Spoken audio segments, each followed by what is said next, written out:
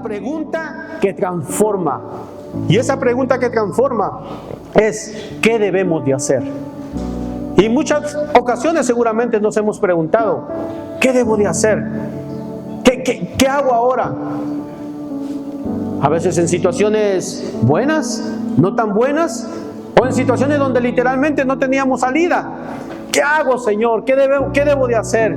Que haya alguien que me ayude. Es el eco, el clamor de una humanidad o de la humanidad, mis hermanos, desde el principio. ¿Qué debemos hacer? Poniendo un poquito en contexto para poder encontrar la conexión con el sermón anterior, ¿verdad? Predicábamos acerca de ¿qué? De que Pedro, también lleno del Espíritu Santo, dice que le habló a la multitud, le predicó a la multitud. Y como primera cosa, Pedro, por el hecho de que él toma acción en ese momento, porque les dijeron: oh, pero estos están borrachos.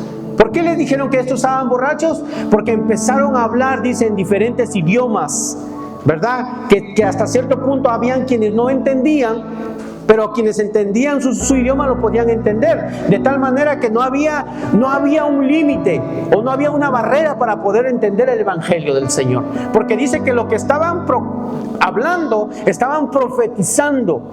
Y esa palabra ahí en ese contexto, profetizar, es precisamente eso. Lo que estamos haciendo hoy: proclamar la palabra de Dios, hablar acerca de Dios. Pero Pedro nos enseña también a la iglesia hoy. En su primer punto, aclara y les dice: no estamos borrachos, estamos llenos del Espíritu Santo, ¿verdad? Y como tenía una audiencia especial, ¿verdad? Una audiencia que dice judíos, todos ahí, que conocían la palabra, que conocen la palabra, más bien. Él hace la referencia y ¿en qué se respalda? ¿O quién lo respalda? La misma palabra. Porque se va al Antiguo Testamento, menciona al profeta Joel, menciona a David, y habla y les explica. Y después en el segundo punto, él como que prepara sus corazones y les dice: ¿sabes qué? Te voy a dejar claro que no estamos borrachos. Más bien estamos llenos del Espíritu Santo. Más bien la profecía de que Cristo, o la promesa de Jesús, que cuando Él descendiera iba a dar al Consolador para que fueran sus testigos hasta el fin del mundo, hasta los confines de la tierra, se está cumpliendo, le dice, ¿verdad? Y les presenta precisamente a ese Cristo, que ya un día a nosotros se nos fue presentado, y solo por la misericordia de Dios pudimos recibir la salvación a través de la fe por gracia. Amén. ¿Cuántos dicen amén? Entonces, mis hermanos, ahora yo te pregunto algo.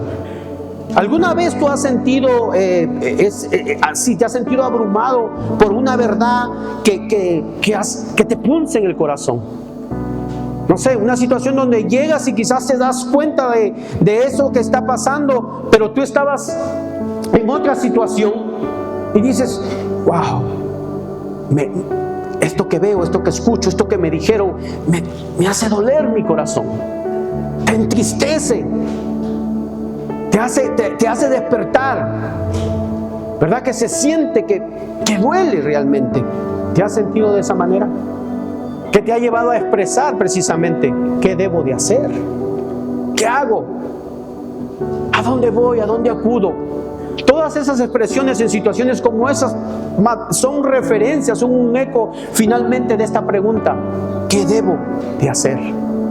Así que hoy, mis hermanos, o siguiendo lo que estamos aprendiendo en Hechos capítulo 2, que esta misma multitud de judíos ahí de Jerusalén estaban en esa misma situación, porque escucharon algo, porque se les presentó algo a alguien que hizo eso, que ellos pudieran sentir en su corazón dolor.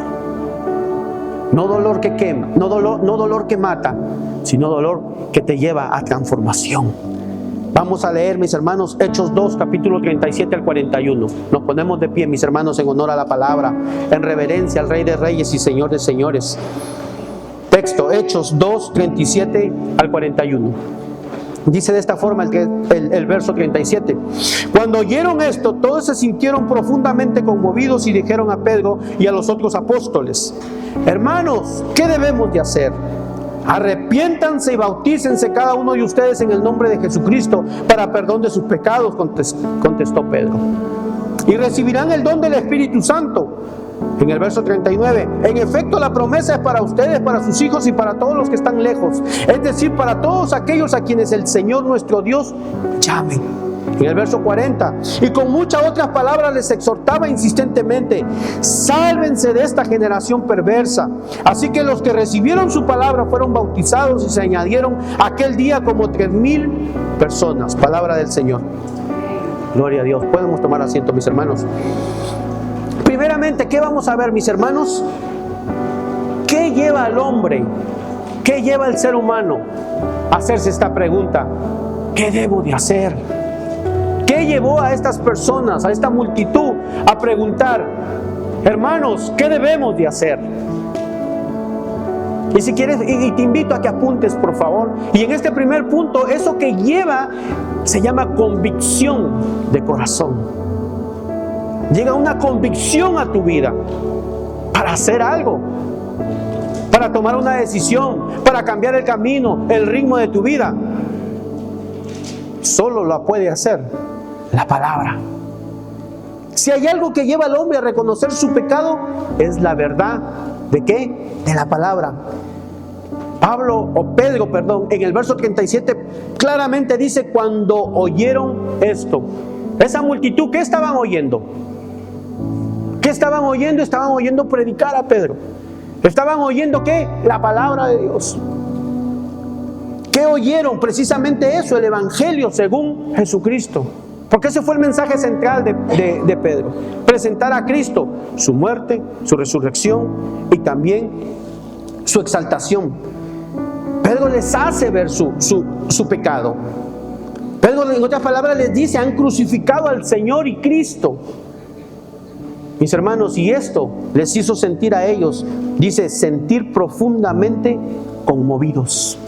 Esta multitud, estas personas se sintieron profundamente conmovidos. Dice la Reina Valera 1960, en el mismo verso, en la misma parte, dice: se compungieron de corazón. ¿Verdad? Está así, pero recibe la verdad y hace esto. ¿Por qué? Porque hay algo que atraviesa nuestro corazón. Pero quiero decirte que realmente en el original, que realmente es conmovido. Porque a veces lo confundimos en medio de las emociones. Bueno, somos de carne y hueso todavía y nos movemos en nuestras emociones. Y el cristiano también tiene emociones. Pero esta palabra aquí de compungirse o de ser conmovidos, dice, lo que significa literalmente es punzadas en el corazón, traspasados en el corazón. Y eso lo cambia todo. Eso lo cambia todo. Imagínense, o más bien es una imagen, mis hermanos, de una espada o una lanza que atraviesa el corazón. ¿Producto de qué? De la verdad de la palabra. No es una emoción superficial. No es algo simplemente emocional, sino más bien una convicción profunda. ¿Pero de qué? De pecado. Una convicción profunda de pecado que solo la palabra y el Espíritu Santo puede traer al corazón del hombre. Que puede traer hasta el que solo conoce, pero no hace. A cualquiera. El único que puede compungir, traerle convicción de pecado, es la palabra. Hebreos 4:12 claramente dice: sin duda la palabra de Dios es viva y eficaz, y más cortante que cualquier espada de dos filos, penetra hasta lo más profundo del alma y del espíritu, hasta la médula de los huesos, y juzga los pensamientos y las intenciones ¿de qué? Del corazón. Esto es convicción. Esto es lo que sentimos. Convicción. Mis hermanos, la multitud, con esa exposición de Pedro, con esa presentación de la palabra, con esa entrega del Evangelio, ellos sintieron su culpabilidad de haber crucificado al Mesías. Ahora quiero aclararte esto para los que no estuvieron la semana antepasada. Porque siempre hay esa eterna pelea de ¿quién crucificó a Cristo? ¿O el hombre o Dios? Pero ¿quién está sobre Dios? No hay nadie. Es Dios en su plan perfecto de redención para ti, por mí y por todo aquel que venga delante de Él. Fue Dios. Pero también el hombre, con su pecado, con su maldad. Lo crucificaron, mis hermanos. Pudieron ver su pecado, creando una brecha. ¿Cómo crea esa brecha infinita entre la maldad y la santidad de Dios? Porque eso es lo que hace el pecado. Abre aquel como cuando te acercas a una montaña y no hay nada más, un precipicio grande que se va alejando conforme te vas sumergiendo y te vas entrando más en el lodo del pecado. Eso se va abriendo y abriendo y abriendo. Pero el único que puede reconciliar es Cristo. La palabra, mis hermanos, quiero que tomemos esto, porque la palabra es la que quitó la venda de los ojos de aquellos hombres, mujeres y niños en ese lugar, e hizo lo que Dios solamente puede hacer en el corazón del pecador: que reconozca su bancarrota espiritual, que reconozca que sin Dios, sin creer en aquel que ellos habían crucificado, no iban a poder ver la gloria de Dios. Y eso, mis hermanos, fue lo que los llevó a preguntar: hermanos, ¿qué debemos de hacer? Dice, dígale al que está al lado, ¿qué debemos de hacer? ¿Qué debemos de hacer? Y esto sigue vigente hoy para nosotros. La convicción del corazón del cristiano es todos los días. Tú y yo que estamos aquí, que hemos declarado a Cristo como nuestro único y suficiente Salvador, nuestra convicción de pecado es todos los días. Nuestra salvación por Cristo proviene ¿de qué? De la palabra. A la medida, y esto me gusta, y esto lo tomé de cierta manera de lo que me ha quedado marcado también la semana pasada, el mensaje que nos dieron. Porque a la medida que es nuestra definición del Dios que tenemos, es a la libertad que tú tienes para acercarte y decirle: ¿qué debo de hacer, Señor? ¿Qué debo de hacer? Porque seguimos en esta carne y a veces caemos, pero Señor, ¿qué debo de hacer? Si tu palabra me ha puesto a mí y me quitó del pecado, me rescató del pecado. Romanos dice claramente que ya no somos esclavos del pecado, sino de la justicia. Entonces, dependiendo cómo es nuestra definición del Dios que tenemos, de su amor, de su poder, de su deidad, vamos a poder decirle una vez más: ¿qué debo de hacer? ¿Qué debo de hacer para parecerme más a ti? ¿Qué debo de hacer para menguar más delante de ti?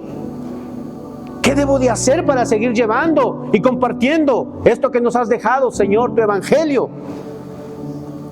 Dice Santiago 1:25: pero quien se fija atentamente en la ley perfecta que da libertad y persevera en ella, no olvidando lo que ha oído, sino haciéndola, recibirá bendición al practicarla.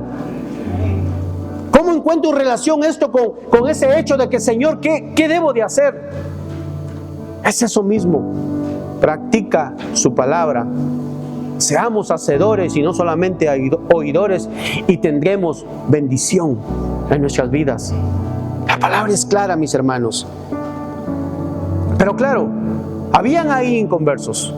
Aquellos estaban escuchando con esa claridad por primera vez, como Pedro lo estaba presentando, lo que hace la palabra en nuestras vidas. Y ahí es donde nosotros también estamos llamados a seguir siendo ese eco, a seguir ese mandato. Así que si hay algo sobre todas las cosas que podemos ofrecerle al pecador, al que no conoce de Cristo, es predicarle la palabra. Es predicarle la palabra. Mis hermanos, está bien ofrecerles ayuda, está bien suplir sus necesidades. Esa es la misión también de esta iglesia. Ahí la tienen, está en inglés, pero ahí la tienen. Suplimos necesidades y transformamos vidas, dice, por el poder de Cristo. O sea, está bien hacer eso, está bien. Está bien darles esperanza en medio de su situación. Porque Porque creemos, usted y yo creemos que Dios cambia todo. Usted y yo creemos, la iglesia cree, la iglesia que cree en Jesucristo cree en los milagros. Y está bien contarle acerca de esa esperanza. Pero la que va a traer convicción a su vida es la palabra. Es la palabra. Primero, la palabra.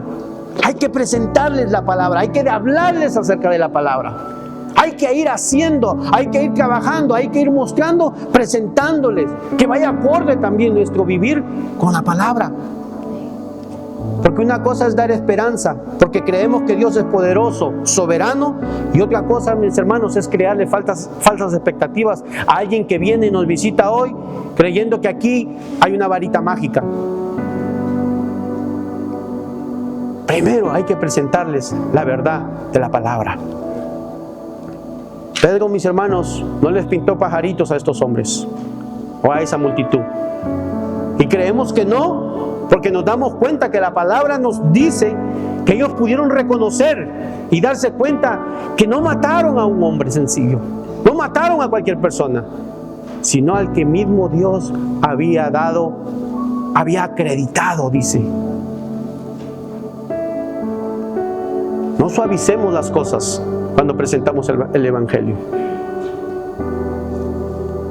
El mundo nos envuelve y nos hace sentir esa compasión. Pero si esa compasión no va de acuerdo con la palabra, mis hermanos, es primero hablarles claro y sin temor con la palabra. Es primero, reconoce primeramente. Pero gracias a la bendición de Dios, gracias al plan perfecto, que la misma palabra nos lleva a hacernos esa pregunta, ¿qué debo de hacer? Pero la misma palabra nos da la respuesta. ¡Qué maravilloso! No depende del hombre, dependemos solamente de Dios. Como punto número 2, mis hermanos, la palabra da la respuesta. Y es esa respuesta divina a ese clamor de alguien que dice desesperadamente, ¿qué más hago para quitarme esto? Es esa respuesta que dio Pedro. Arrepiéntanse. Lo hemos escuchado mucho aquí de uno de nuestros hermanos, pero es una gran verdad. Arrepiéntanse, les dice, y bautícense cada uno de ustedes en el nombre de Jesucristo para perdón de sus pecados, contestó Pedro, y recibirán el don del Espíritu Santo. Y en efecto la promesa es para ustedes, para sus hijos y para todos los que están lejos, es decir, para todos aquellos a quienes el Señor nuestro Dios llame. La respuesta de Pedro fue, mis hermanos, puntual. No le dijo, está bien, mira, venga, lo que estás haciendo está mal, pero mira, de verdad que lo vas a ir superando. Arrepiéntete primero. Arrepiéntete cuando se menciona y cuando se predica y cuando se lleva el Evangelio y cuando se vive conforme a la palabra. Ese debe de ser la respuesta. Arrepiéntete. Y este arrepentirnos, mis hermanos, no es un simple, oh mira, te tengo que decir algo, arrepiéntete. No, es algo realmente profundo. Pedro no lo hizo así como, arrepiéntanse. No, les dio, esta palabra en el griego, en el original, se escribe metanoasate. Se pronuncia metaoite. Pero usualmente lo escuchamos como, oh, ha ocurrido una metanoia en tu vida. La metanoia. Vamos a hablar qué es eso. Y significa, ponle atención a esto. Porque esto tiene que seguir calando en nosotros día con día. Porque somos de Jesús, porque somos de Él. Dice que esto cambia la mente. El arrepiéntete cambia la mente. El arrepiéntete bíblico cambia la forma de pensar. No es un sentimiento de culpa pasajero. No es un remordimiento que te lleva ahí y que te hace sentir mal, pero a la misma vez te lleva a otras emociones negativas porque te hunde. Porque ahí vienen todas esas enfermedades y esas posturas mentales que hoy día hay. Pero el arrepentimiento bíblico nos lleva realmente a bendición. Transforma nuestras vidas, cambia nuestra forma de pensar, cambia nuestra forma de vivir. Mateo 27, 3, 5 dice: cuando Judas, el que le había traicionado, vio que había condenado a Jesús, sintió remordimiento y devolvió las 30 monedas de plata a los jefes de los sacerdotes y a los líderes religiosos. Él sintió remordimiento, pero no fue un arrepiéntete genuino, no fue una metanoia realmente, fue una emoción. Y sigue diciendo: he pecado, dijo, porque he entregado a la muerte a un inocente. Y eso a nosotros que nos importa, le contestaron. Respondieron: allá tú. Entonces Judas se arrojó el dinero en el santuario y salió de allí, y luego fue y se ahorcó. El arrepentimiento emocional, el arrepentimiento de que crea la inestabilidad, de no realmente decir: me arrepiento, me alejo, me aparto, le pido a Dios, aunque me duela, me arrodillo delante de Él, le pido fuerzas para todos los aspectos y ámbitos de nuestras vidas. Si no es un arrepentimiento genuino, una metanoia, mis hermanos, siempre vamos a estar yendo al pozo o a la fosa de la muerte. Siempre. Esos sentimientos van creciendo, no transforman, crecen, crean culpa. Y si hay algo que pesa en el corazón, es la culpa. Pero la metanoia, el arrepentimiento bíblico, cambia, transforma, mis hermanos. El arrepentimiento que viene producido por la palabra, producido por el Espíritu Santo, hace un cambio radical que transforma nuestras vidas y nuestra voluntad. Cambia nuestra forma de vivir, de adorarle al Señor. Nuestra forma de amar, nuestra forma de hablar, nuestra forma de vivir. Transforma nuestras vidas. El pecador se da cuenta, lo hace ver. Lo hace darse cuenta que está muerto en sus delitos y pecados. Y es por eso que ocurre que a pesar de la situación que hace, nosotros salimos y regresamos a los brazos del Padre, de aquel que puede darnos salvación y vida eterna. Este arrepentimiento es primordial, es fundamental, debe ocurrir primero, mis hermanos. Es lo que tenemos que tener en cuenta nosotros, que debemos de llevarlos, de presentar con esa intención, de que el pecador se arrepienta. Porque sin arrepentimiento, mis hermanos, de un cambio realmente de mente y de corazón, mire, no hay base para la fe, para el perdón o por el bautismo. No lo hay. Porque mire lo que dice aquí Pedro mismo: y bautícese, arrepiéntanse y bautícense en cada uno de ustedes, o bautícese cada uno de ustedes en el nombre de Jesucristo para perdón de sus pecados, y recibirán el don del Espíritu Santo. ¿Cuántos tienen el don del Espíritu Santo aquí? Pégale un aplauso al Señor.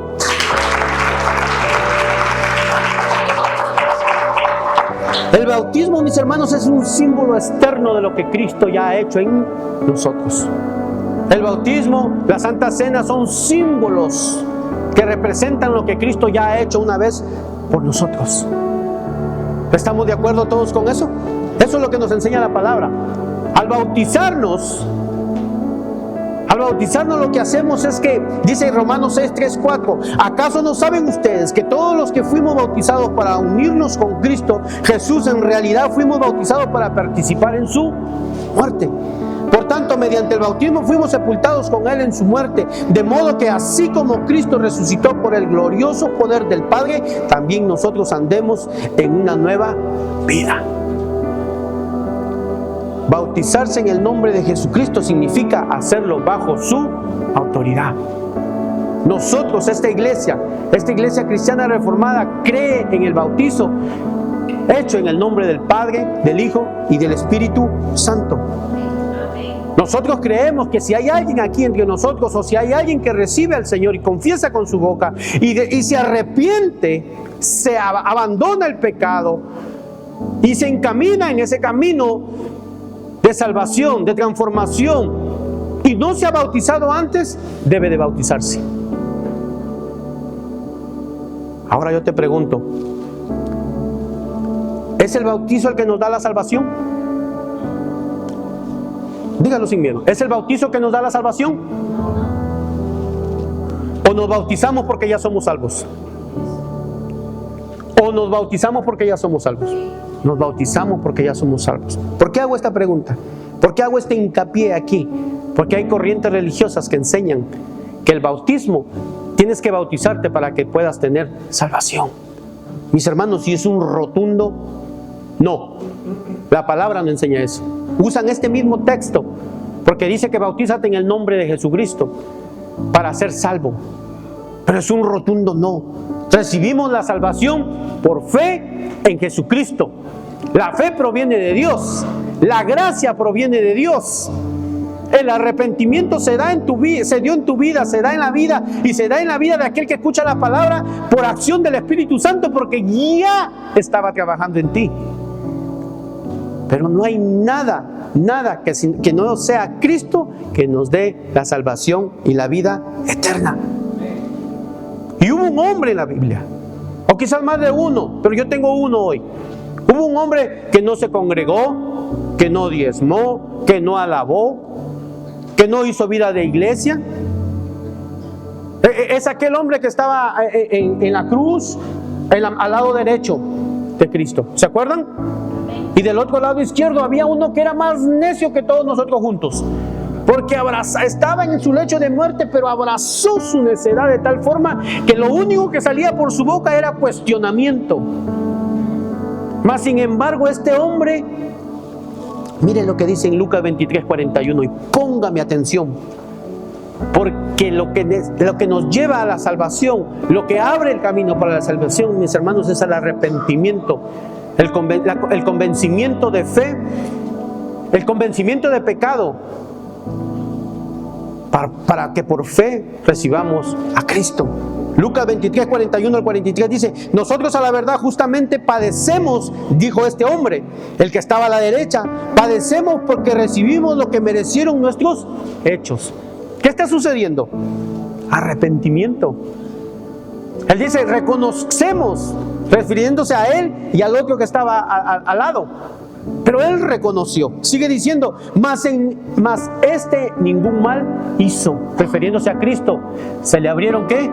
Los ojos. ¿Qué ocurrió en ese momento? La metanoia. Transformó su forma de pensar. Y sigue diciendo a Jesús: acuérdate de mí cuando vengas en tu reino. Reconoció a Cristo como su Rey y Salvador. Pastor, pero ¿cómo sabe que él lo reconoció? Porque le dice claramente: acuérdate de mí cuando vengas en tu reino. Y si tú no eres rey, tú no tienes un reino. Entonces reconoció que Cristo era su Rey y su Señor. Y en el verso 43 dice: entonces Jesús le dijo: de cierto te digo que hoy estarás conmigo en el paraíso. ¿Qué recibió? Salvación. ¿Cuánto le dan un aplauso al Señor por eso?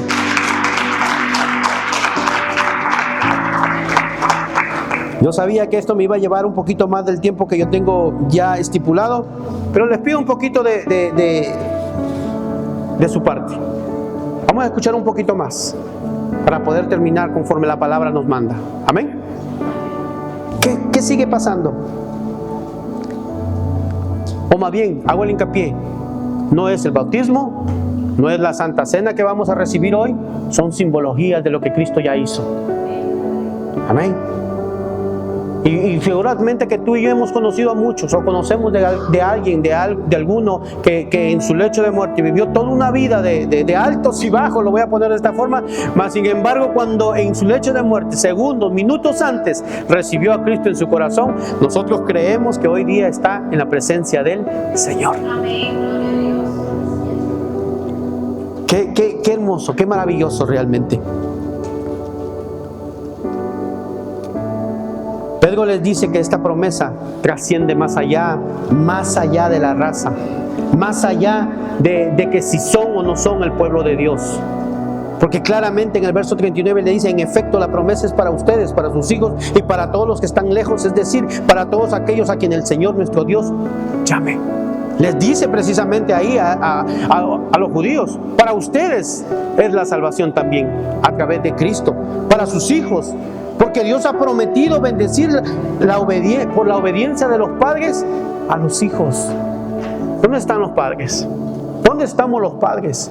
Papá y mamá, levanten sus manos, quiero verlos. Por nuestra obediencia, el Señor también bendice a nuestros hijos. ¿Se acuerdan de aquel carcelero en Filipos que mismo Hechos nos cuenta 15 o 16? Después del terremoto, se asustó, fue corriendo a mirar, encontró a Pablo y a Silas orando y alabando al Señor, y le pregunta: ¿qué debo de hacer para ser salvo? Cree en el Señor Jesucristo y tú y tu casa serán salvos. ¡Qué maravilloso! Y sigue diciendo que, porque esto también les dice, esto es para todos los que están lejos, para los judíos que en ese momento no estaban ahí, para lo que se conoce la diáspora, ¿verdad? Y en esa diáspora también estábamos nosotros. Ahí también estábamos nosotros, porque nosotros estábamos lejos, porque aquí nadie es judío, o hay algún judío. Se puede uno convertir al judaísmo también, ¿verdad? Pero no se trataba de eso, no hablaba de eso. Hablaba de aceptar a Cristo. Cristo unió los pueblos. No es que aquí hay el pueblo judío, aquí estamos nosotros. Por nación son judíos. Pero en Cristo somos un solo pueblo cristiano. Somos un solo pueblo, mis hermanos. Y sigue diciendo, y lo pone de una forma que solo Dios puede dar este entendimiento. Porque le dice: y todo esto, mis hermanos, y todo esto es solamente por la voluntad de Dios. Porque Él es el Dios soberano, el único que agrega, quita y pone. Él es el único. La respuesta de la salvación a ti y a todos los que llevemos la palabra, mis hermanos, es precisamente esta: el arrepentimiento. Es ver, es reconocer también nosotros nuestro pecado, nuestro camino de santidad, nuestra relación constante con el Señor, y practicar el arrepentimiento. Es también poder mostrarles a esta generación perversa, como sigue diciendo Pedro, claramente se convierte en un mensaje de urgencia. Y un mensaje de urgencia, te voy a decir por qué. Y esto lo hemos visto ya en la predicación pasada. Porque ¿qué tiempos estamos viviendo? Los últimos tiempos. Señales nos están sobrando. Donde no tiembla la tierra, está temblando. A propósito, tuvimos un terremoto ayer. ¿Lo sintieron? Yo no lo sentí. Yo no lo sentí.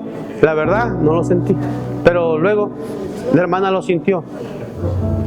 O sea, donde no habían estas señales, las están viendo.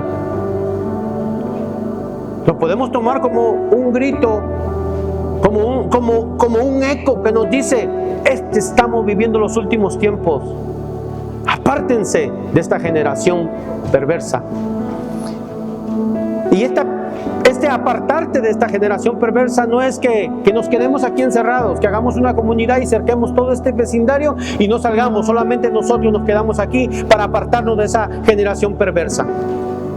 No, sino es que guardemos nuestra mente, nuestro corazón, por sobre toda cosa guardada. Como dice Pablo, renovemos nuestra mente, no como al molde del mundo, sino como al molde ¿de qué? De la palabra. Nos dice Romanos 12:2, Romanos 12, léalo. Verso 1, verso 2, seamos moldeados conforme a la palabra, para que así podamos conocer, dice, la buena voluntad agradable de Dios para nuestras vidas. Apártate. Y este llamado es a nosotros, porque estamos hablando y estamos, mis hermanos, cayendo en cuenta que hemos sido empoderados. ¿Para qué? Para llevar el evangelio de la reconciliación, para ser testigos de Cristo. Y para ser testigos de Cristo precisamente es esto, vivir ese arrepentimiento, Predicar solamente la palabra, la que da el convencimiento. No solamente yo. Porque ¿sabes qué es esta generación perversa? En ese momento, en el contexto de Pedro, es exactamente lo que hoy también es. Significa literalmente, dice, una generación torcida, desviada, pervertida o retorcida. Oiga bien eso. Eso suena feo realmente. Pero esa es la generación en la que estamos viviendo también hoy. Es una imagen de algo que debería ser recto y correcto, pero que se ha doblado y se ha desviado del camino. La mente del hombre sin Cristo se ha doblado y se ha desviado ¿a qué? Al camino del pecado que ofrece el mundo. Si bien en ese momento Pedro le estaba hablando a los judíos que a pesar que conocían la palabra, habían visto los milagros de Dios, posiblemente también vieron a Cristo. Muchos de ellos no solamente escucharon, sino también dieron la espalda. La incredulidad sigue siendo, mis hermanos, ese pecado, ese eco de esa generación perversa. Y hoy esta generación, en esta cultura que nos movemos, ¿qué es más? Satisfacción personal. ¿Qué es más? Satisfacción económica. Todo es material. En esta época o en esta cultura de consumismo que nos movemos, todo es yo y yo. Y sabe que no me sorprende ya el hecho de que más y más trabajos, mis hermanos, ofrezcan trabajar los días domingos. Les dan lunes, les dan martes de descanso, pero domingo tienen que estar ahí. Y yo creo firmemente que es una artimaña del enemigo. Pero lo que sí me sorprende es que veo aún más y más cristianos trabajando los domingos. ¿Por qué somos tan rápidos de darnos, de ser parte de esa generación perversa? ¿Por qué negociamos tan rápido ese hecho de no congregarnos? Y eso es un mandato, no es una narración. El congregarnos, o no dejes de congregarte como algunos están acostumbrados, es un mandato de parte de Dios para nosotros. Pero hay que mantener, como dice Pablo claramente, no se amolden al mundo actual, sino sean transformados mediante la renovación de su mente. Así podrán comprobar cómo es la voluntad de Dios, buena, agradable y perfecta. Buena, agradable y perfecta. Tenemos que vivir anticulturalmente o contraculturalmente. Tenemos que aprender a seguir siendo éticos. Porque si entre tú y yo, aquí, entre nosotros, no somos éticos, o sea, no nos respetamos, no nos guardamos, no hacemos lo que tengamos que hacer para ayudarnos los unos a los otros dentro de ese marco que el Señor nos ha enseñado de la honradez, de la humildad, de apoyarnos, ¿qué vamos a predicar allá afuera? Si nosotros mismos aquí, nuestras relaciones son más bien de falta de perdón y de desunión, ¿a quién vamos a ir a unir allá afuera? Nuestro propósito de vida debe de ser claro. Todo lo que hagamos, lo hagamos para la gloria de Dios. Ya sea que comas o bebas, lo haces para la gloria de Dios. ¿Cuántos dicen amén? Finalmente, mis hermanos, en el verso 41, sucede solo lo que Dios puede hacer y ha dejado dicho en su palabra para cada uno de nosotros y para todo aquel que escuche y que sea hacedor de ella. Dice, así que los que recibieron su palabra fueron bautizados y se añadieron aquel día como 3,000 personas. Note lo que dice, así que los que recibieron su palabra fueron bautizados. Había una multitud y yo estoy seguro que habían más de 3,000, pero hubieron quienes no escucharon, pero hubieron quienes sí recibieron su palabra. Primeramente, como cristianos, no seamos aquellos de los que simplemente escuchan, se miran al espejo y cuando caminan se olvidaron hasta de su rostro. Seamos hacedores de la palabra. Segundo, hemos sido llamados hemos sido empoderados para ser testigos de Cristo. Estamos llamados a presentar el evangelio de salvación, de las buenas nuevas. Caminemos de esa forma. Llevemos el evangelio, mis hermanos, de esa forma. Solo la palabra, sin modificarla, sin quitarle la verdad, sin sentimientos que nos llevan muchas veces a confundir, y nos confundimos también de pasada nosotros. La verdad es la verdad, pero la verdad es la que nos hace libres, nos da convicción de pecado, y por eso recibimos la salvación. Amén. ¿Cuánto le dan un aplauso al Señor?